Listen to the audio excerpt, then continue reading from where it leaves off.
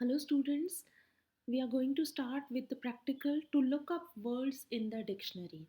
Dictionary plays a very important role in the life of a student. From a dictionary, we get to know about different meanings of the word. So, while studying dictionary is very important. Although nowadays you are having dictionaries online and you are having dictionaries installed in your phone, but we can't ignore the importance of dictionary that is lying on a bookshelf in the book form. So basically, what is a dictionary?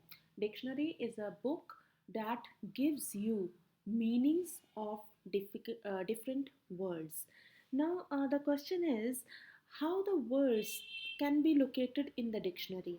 Now, in a dictionary, the words are not arranged in a haphazard manner. ये नहीं कि जो word आया वो वहाँ पे रख दिया. They are arranged in a system. और डिक्शनरी में क्या सिस्टम होता है? There is alphabetical system. अब अल्फ़ाबेटिकल सिस्टम का क्या मतलब है? That is according to alphabet. Alphabet होते हैं ना, ए टू जेड. तो डिक्शनरी में भी आप देखोगे सबसे पहले ए वाले वर्ड आते हैं, फिर बी वाले वर्ड आते हैं, फिर सी वाले वर्ड आते हैं. उसमें भी एक ऑर्डर होता है. जैसे हमारे पास अगर वर्ड्स हैं dairy, DAIRY, diary, DIARY, DIE, DIE. तो इनको अगर आपने लोकेट करना है तो सबसे पहले आपको कौन सा वर्ड मिलेगा? डी. डी वाले वर्ड्स में DA वाला वर्ड, ए पहले आएगा ना. फिर मिलेगा आई वाला वर्ड, डायरी. अब डायरी DIA है ना, तो डायरी पहले आएगा डाई से, क्योंकि वहाँ पे DIE है. तो जब आप डिक्शनरी में वर्ड्स ढूंढोगे आपको पता चल जाएगा कि एक इसमें अल्फ़ाबेटिकली वर्ड्स अरेंज होते हैं. तो आपसे एक क्वेश्चन ये भी पूछा जा सकता है जब आपका प्रैक्टिकल्स होते हैं, वाइवा कंडक्ट होता है जब आपका, तो you should be very clear about spellings. Dictionary के आपको स्पेलिंग पता होने चाहिए. Then how are the words arranged in a dictionary, तो आपको पता होना चाहिए they are arranged in an alphabetic order. आपको डिक्शनरी दी जा सकती है कि इसमें से ये वाला वर्ड ढूंढो कहाँ पे है, तो देखा जाएगा कि आप कितनी कितनी क्विकली वो वाले वर्ड को आप लोकेट कर पाते हो. And then you can be asked what are the usages of dictionary. तो डिक्शनरी के क्या यूजेस होते हैं? तो our first answer is that it provides us meanings to difficult words. लेकिन हम सिर्फ डिक्शनरी का यूसेज सिर्फ ये नहीं है, वो सिर्फ मीनिंग ही नहीं प्रोवाइड करती, डिक्शनरी के और भी यूसेजेस होते हैं. जैसे from dictionary we get to know about pronunciation of a word. कोई वर्ड कैसे बोला जाना है वो भी उसमें बताया गया होता है.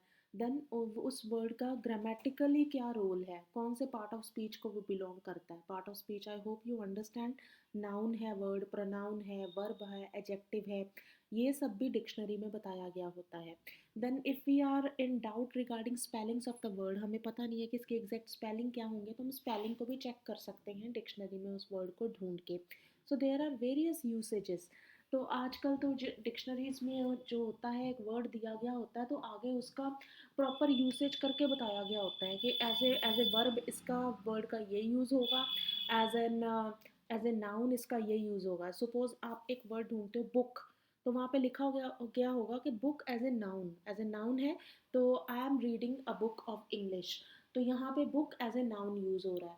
तो book can be use as a verb also. जैसे I have booked my train ticket, तो वहाँ पे book as a verb use हो रहा है. तो यूसेजेस भी बताई गई होती हैं इन डिक्शनरी.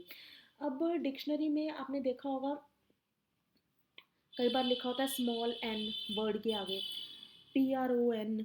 अब ये सब क्या है? Basically these are the abbreviations for parts of speech. जैसे अगर किसी वर्ड के आगे एन लिखा हुआ है small n, that means it is noun. अगर किसी वर्ड के आगे लिखा है PREP dot, that means it is use as a preposition. तो ये जो एब्रीविएशंस हैं ये आपको पता होनी चाहिए. डिक्शनरी की स्टार्टिंग में भी ऐसी एब्रीविएशंस की फुल फॉर्म बताई गई होती है कि जैसे वी है तो वी मीन्स वर्ब. तो अब आप वहाँ से चेक कर सकते हैं, लेकिन वैसे आपको ये सब पता ही होना चाहिए. एंड देन जब आप वर्ड का प्रोनाउंसिएशन चेक करते हो तो आप देखते हो वर्ड के आगे कुछ सिंबल्स बताए गए होते हैं. जैसे आप इस पेज पे देखो, there are some symbols given. जैसे पहला देखो, बॉल सिंबल दिया गया ना, आगे वर्ड लिखा हुआ है एज इन हैट, आगे फोनेटिक ट्रांसक्रिप्शन लिखा गया है. अब if I am a layman, I don't know what these symbols are. आपको एक आइडिया तो इससे मिल ही सकता है. जैसे हैट, अब उसने कहा हैट में जैसे वॉल यूज हो रहा है. अब आपको पता है हैट में वॉल साउंड कौन सी आ रही है? इसमें तीन साउंड है, ह, ए, ट, ह ट तो हमारा कॉन्सोनेंट्स है, तो वॉल कौन सी है, ए। मतलब ये जो सिंबल बताया गया है, ये ए और ई को जो जोड़ा गया है, दैट इज सिंबल ऑफ ए। तो ये आपको ऐसी चीज़ें लर्न करनी होंगी। अगर आप इनको लर्न करोगे तो लेटर ऑन जब आप कहीं भी ये सिंबल आपको नज़र आता है, तो आपको एक सिग्नल मिल जाता है कि ये जो है ए का सिंबल है। ए है तो मतलब यहाँ पे ए साउंड हो रही है यूज़। तो जब आपको ये सारे सिंबल्स की समझ होती है, then you can understand how the word is spoken, उसकी प्रोनाउंसिएशन क्या है, ये हमें इन सिंबल से पता चलता है। दे आर फनेटिक सिंबल्स, ठीक है। अब इनको देख के कोई आपने टेंस नहीं होना है, this is just for your understanding. कि डिक्शनरी में अगर आपको ये सिंबल नज़र आए तो आपको पता होना चाहिए कि ये फोनेटिक सिंबल होते हैं जो हमें प्रोनाउंसिएशन के बारे में बताते हैं। If you are a regular user of dictionary, अगर आप उसको डेली अच्छे से पढ़ते हो, तो प्रीफेस में ये सारे सिंबल्स ऐसे दिए गए होते हैं, you can learn from that. और जैसे जैसे आप वर्ड्स को देख के उसको सिंबल को पढ़ने की कोशिश करते हो, तो very soon you can become master of these symbols. आपको समझ आ सकती है कि ये सिंबल होते क्या हैं। अब देखो नेक्स्ट पेज में, जैसे ये लिखा हुआ है अबव। अब डिक्शनरी में क्या है, अबव का मीनिंग होगा on top of, phonetic transcription, phonetic transcription क्या है, अबव। तो ये जो स्लैंटिंग लाइंस में उस वर्ड को कैसे बोलना है उसकी ट्रांसक्रिप्शन बताई गई होती है। And then we are having further some more examples of words. So with this the practical is over. Thank you.